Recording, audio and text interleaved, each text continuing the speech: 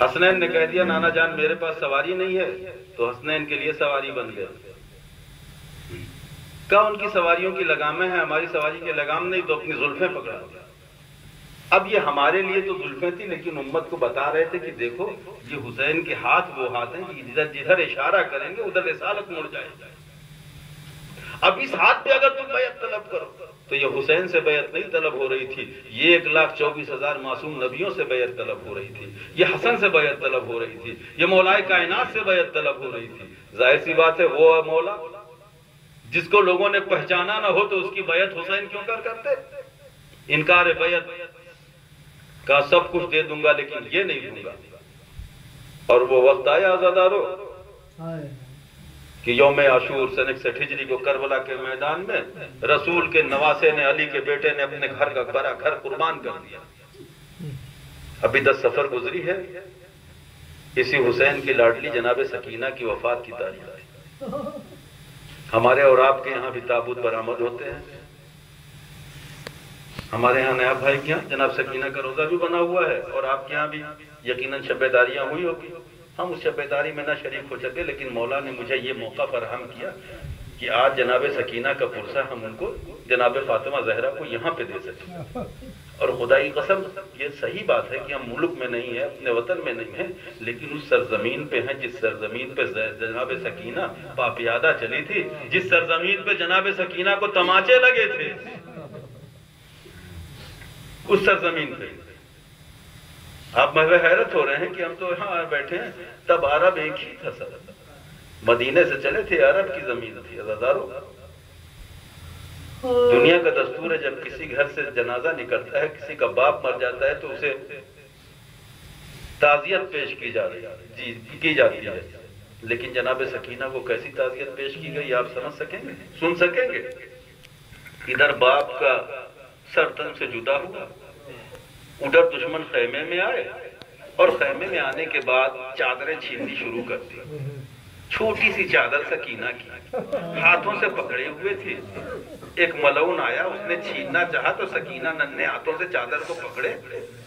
جب چادر اس کے ہاتھ میں نہیں آئی تو اس نے کیا کیا کہ نیزے کو لیا اور نیزے کی انی سے جناب سکینہ کی چادر چھین لی۔ اب بچی کیا کرے، جلدی سے اپنے ہاتھ کو اپنے منہ پہ رکھ لیا۔ ہاتھ منہ پہ رکھنا تھا کہ اس شمر کی نظر سکینہ کے گوشواروں پہ پڑ گئی، جس کو ہم بندے کہتے ہیں، بندوں پہ پڑ گئی۔ اب وہ اتنا مردود لالچی تھا کہ اس بچی کے بندے بچی تھی، بندے نکالتے نکالتے وقت ہو گیا، لیکن چند لمحوں کا تاخیر بھی اس ظالم کو برداشت نہ ہوئی۔ ایک مرتبہ ہاتھ بڑھایا اور بندے پکڑ کے ایسے کھینچے کہ لوے پھٹ گئی بچی کی، سکینہ کی لوے پھٹ گئی، بندے کھینچ لی۔ اب خون جاری ہوا تو بچی بے تحاشا آواز دیتی ہے، بابا آپ کہاں ہو؟ میری چادر چھن گئی، میرے بندے چھن گئے۔ ایک نشیب سے کٹی ہوئی گردن سے آواز آئی ہے، ریا ریا سکینہ۔ اچھا سکینہ آواز کی سمت چلی گئی، آواز کی سمت چلی گئی، کیا دیکھتی ہے عزادارو کہ ایک دمشیب ہے، اس میں ایک لاش بیسر پڑا ہوا ہے، جسم پڑا ہوا ہے اور تیروں سے چھلنی ہے۔ اب بچی سہمی ہوئی کھڑی ہے، کبھی یمین دیکھتی ہے، کبھی یسار دیکھتی ہے کہ ادھر ہی سے تو میرے بابا کی آواز آئی تھی، لیکن بابا کہاں ہے؟ اب آپ سمجھے سکینہ کیوں نہ پہچان پائی اپنے باپ کو، کیونکہ جسم پہ اتنے تیر پیوست تھے۔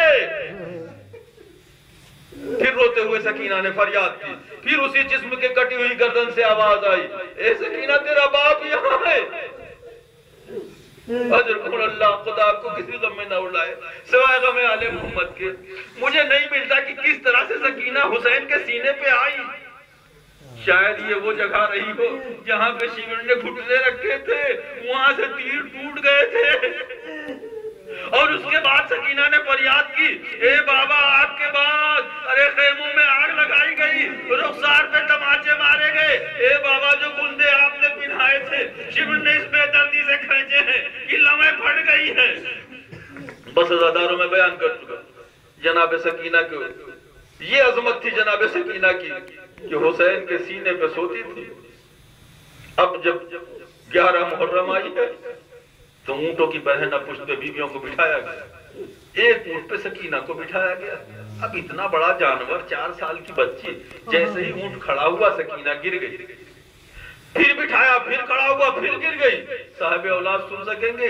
ایک مرتبہ شمر آگے بڑھا, رسی بگایا اور سکینہ کو اونٹ کی پشت سے باندھ دیا. اب جیسے جیسے اونٹ چلتا تھا اس کے کوہان سے سکینہ کا سینہ زخمی ہوتا چلا جاتا تھا. دیکھنے والوں نے دیکھا کہ اونٹ کی پشت, اونٹ کی پیٹھ سکینہ کے خون سے سرخ ہو گئی ہے. کہا ظالم رحم کر, بچی مر جائے گی. قافلہ رکا, سکینہ کو اتارا گیا. بس بہت اختصار کے ساتھ لے چلوں گا, مجھے پورے تفصیل نہیں بیان کرنا ہے کیونکہ ابھی کل ہی 10 سفر کو جناب سکینہ بنت الحسین کی وفات تھی. پرسہ دے لیجئے آپ جناب فاطمہ زہرا کو, ان کے لال, ان کی نواز پوتی کا, حسین کو ان کی بچی کا پرسہ دے لیجئے. عزاداروں, حسین کا ماتم تو بہت کیا, سکینہ کا ماتم کیجئے. قافلہ اور آگے بڑھا. ایک مقام پہ منزل حمص والا واقعہ میں نہیں بیان کروں گا, بس یہاں آ جائیے کہ قید خانہ شام میں جب قافلہ پہنچا ہے تو شام کا قید خانہ وہ تھا کہ جس میں دن کی دھوپ آتی تھی اور رات کی شبنم پڑتی تھی. رات کی اوس. جب اس قید خانے میں بیویاں قید ہوئی ہیں تو جناب سکینہ دیکھتی تھی کہ صبح کو پرندے مشرق سے مغرب کی جانب, شام کو مغرب سے مشرق کی جانب جاتے تھے. تو کہا پھوپھی اماں یہ پرندے کہاں جاتے ہیں؟ جناب زینب نے کہا بیٹی صبح کو یہ اپنے اپنے تلاش معاش میں نکلتے ہیں اور شام کو اپنے آشیانوں کو, اپنے گھروں کو واپس جاتے ہیں. آپ سن سکیں گے میری شہزادی نے کہا جملہ کہا ہے, کہا اے پھوپھی اماں کیا ہم بھی کبھی واپس مدینے جائیں گے؟ کیا ہم بھی کبھی واپس مدینے جائیں گے؟ عزادارو, آج وفات سکینہ کے بعد ایک مرتبہ جب رہائی کا حکم ملا ہے تو زینب ایک مرتبہ آگے اندر جاتی ہے زندان میں, واپس آتی ہے, اندر جاتی ہے, واپس آتی ہے. سید سجاد نے کہا پھوپھی اماں اب آگے چلا جائے, کہا 1 منٹ رک جاؤ. اور ایک مرتبہ گئی زندان شام میں اور جا کے قبر سکینہ پہ دو زانو ہو کے بیٹھی. اے میری لال, ارے تجھے بڑا ارمان تھا مدینے جانے کا, آج ہم رہا کیے گئے ہیں, ارے کیا میرے ساتھ مدینے نہ جاؤ؟